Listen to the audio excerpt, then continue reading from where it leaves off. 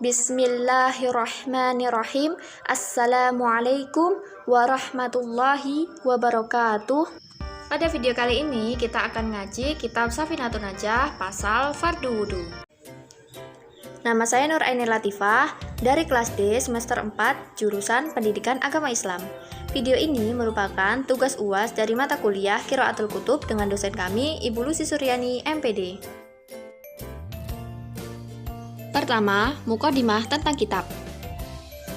Buku yang akan saya bahas pada video kali ini berjudul Matan Safinatun Najah, Kewajiban-kewajiban seorang hamba kepada Tuhannya, dengan judul asli Matnu Safinatun Najah Fima Yajibu 'alal 'abdi limallahu, dengan penulisnya Syekh Salim bin Fadil Salim bin Sumer Al-Hadrami.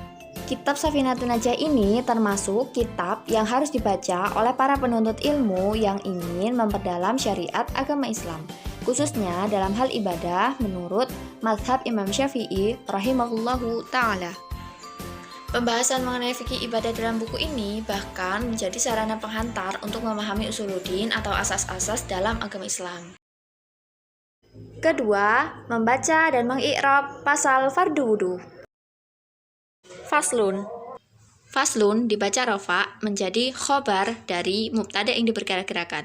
Mubtada yang diperkira-kirakan yakni hadza. Faslun beralamat dhammah dikarenakan isim mufrad. Sedangkan hadza tidak dapat dirafakan karena isim mabni. Furudul wudu'i sittatun. Furudu menjadi mubtada. Mubtada harus dibaca rafa. Alamat rafa'nya adalah dhammah karena jamak taksir. Berasal dari mufrad faradun. Furudu juga menjadi mudhof. Sedangkan mudhof ilaihnya adalah al-wudu'i. Karena mudhof ilaih, maka harus dibaca khofat. Alamat khofatnya adalah kasroh sebab isim mufrad. Sittatun menjadi khobar. Khobar harus dibaca rafa'. Alamat rafa'nya adalah dhammah sebab isim mufrad. Al-awwalu an-niyatu. Al-awwalu di sini menjadi permulaan pembicaraan lagi. Setiap isim yang menjadi permulaan omongan atau pembicaraan, maka ia menjadi mubtada. Mubtada harus dibaca rafa'. Alamat rafa'nya dhammah sebab isim mufrad. An-niyatu menjadi khobar dari mubtada al-awwalu. Alamat rafa'nya adalah dhammah sebab isim mufrad. As-sani ghuslul wajhi. As-sani atau as-saniyu menjadi mubtada. Mubtada harus dibaca rafa'. Alamat rafa'nya adalah dhammah sebab isim mufrad. Mubtada memerlukan khobar. Khobarnya adalah ghuslul wajhi. Ghuslu menjadi khobar. Khobar harus dibaca rafa'. Alamat rafa'nya adalah dhammah sebab isim mufrad. Ghuslu selain menjadi khobar juga menjadi mudhof. Mudhof memerlukan mudhof ilaih. Mudhof ilaihnya adalah al-wajhi. Al-wajhi harus dibaca khofat. Alamat khofatnya adalah kasroh sebab isim mufrad. As-salisu ghuslul yadaini ma'al mirfaqaini. As-salisu di sini menjadi mubtada. Mubtada harus dibaca rafa'. Alamat rafa'nya adalah dhammah sebab isim mufrad. Mubtada memerlukan khobar. Khobarnya adalah ghuslul yadaini.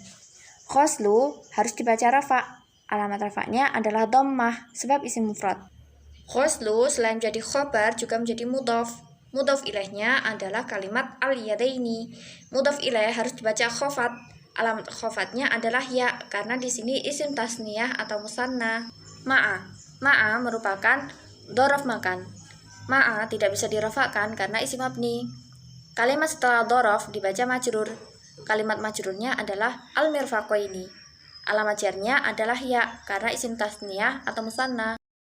Ar-rabi'u mashu syai'im minar ru'si.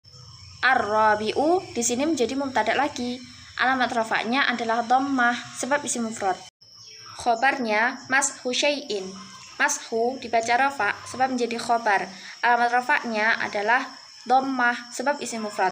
Mashu selain menjadi khobar juga menjadi mudhof. Mudhof ilaihnya adalah kalimat syai'in. Mudhof ilaih harus dibaca khofat.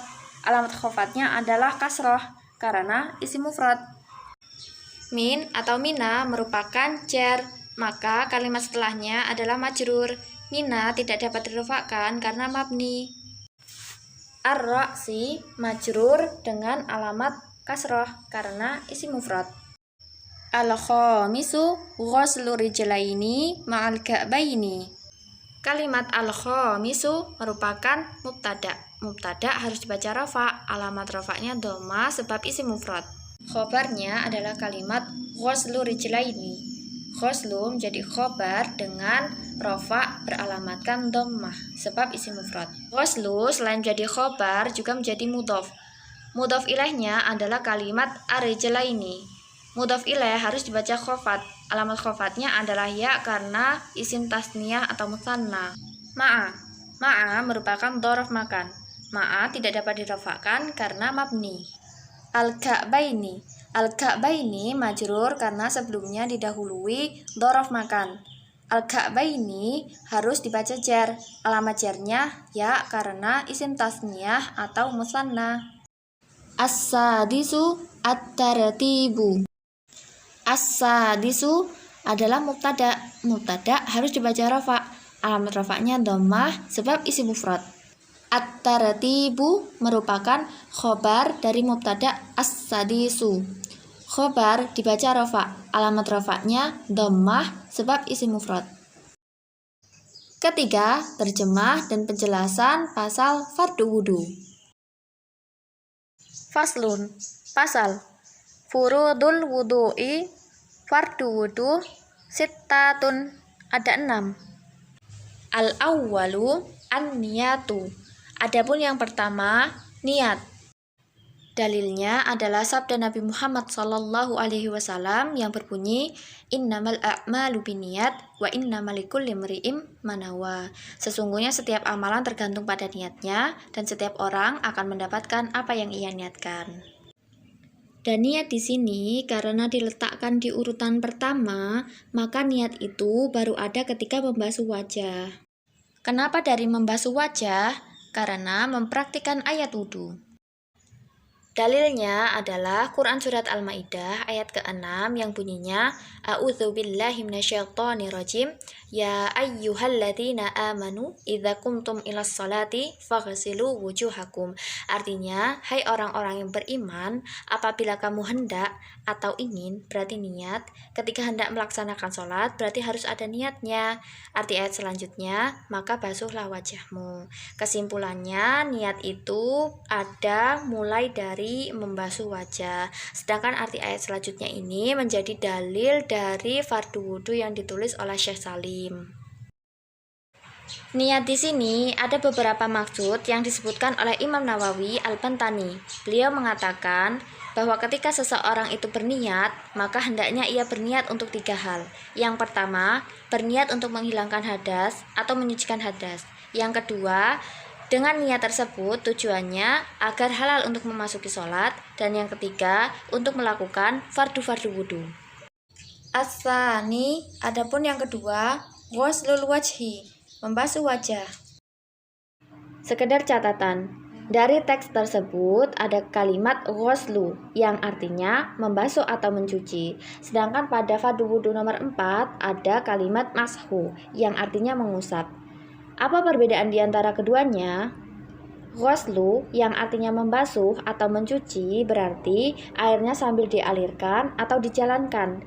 Artinya tangan atau bagian wudhu tersebut tidak cukup basah karena ada air yang mengalir. Sedangkan mashu yang artinya mengusap berarti tangan atau bagian wudhu lainnya itu hanya cukup basah. Nah, bagian wajah mana yang harus diusap?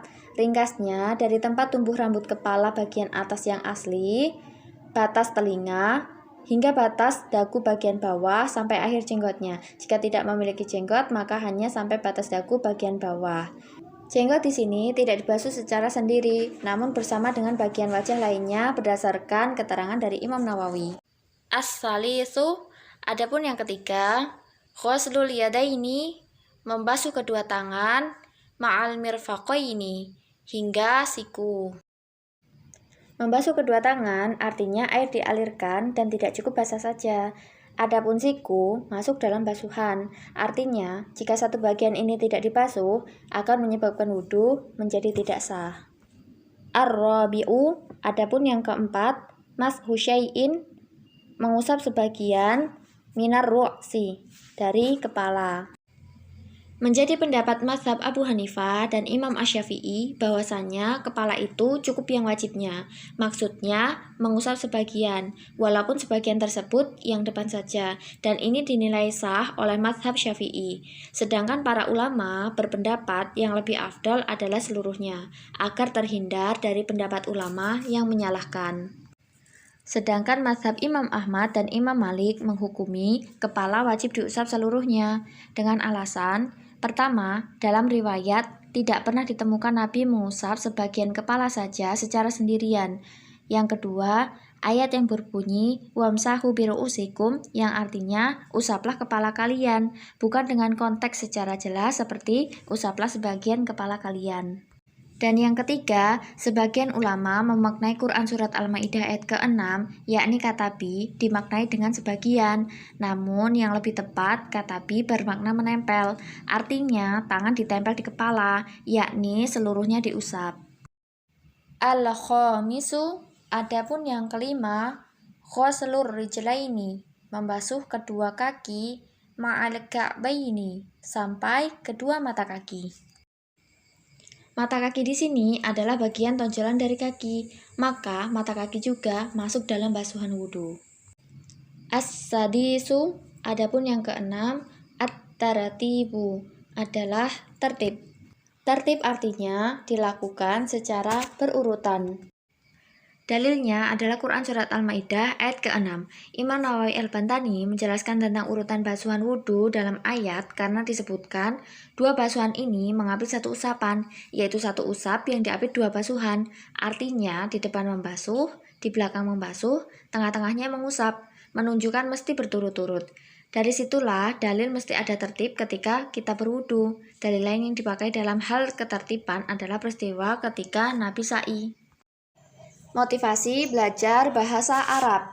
Umar bin Khattab radhiyallahu an berkata, pelajarilah bahasa Arab, sesungguhnya bahasa Arab itu bagian dari agama kalian, dan pelajarilah ilmu waris, sesungguhnya ilmu waris itu bagian dari agama kalian. Beliau juga berkata, dikarenakan agama ini di dalamnya terdapat aspek perkataan dan perbuatan, maka memahami bahasa Arab adalah cara untuk memahami aspek perkataan, sedangkan memahami as-sunnah adalah cara untuk dapat memahami aspek perbuatannya.